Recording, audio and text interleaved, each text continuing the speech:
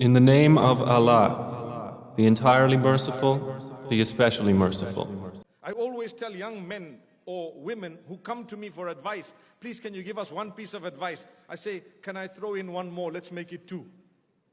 Number one, have good friends. Have good friends. Make sure you have brilliant friends. And more important than that, make sure you are a good friend to those around you.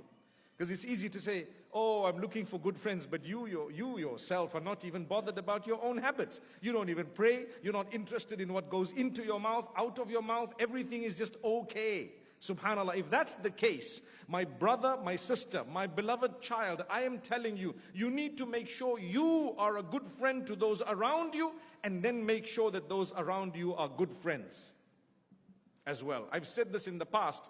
The quick test of knowing whether you are in good company or they are in your good company, or the opposite, whether you're in bad company or good, is as follows.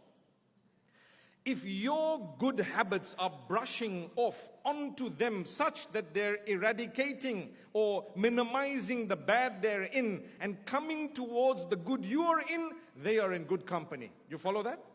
And if any one of their bad habits is influencing you so your goodness is diminishing, that means you are in bad company. Simple as that.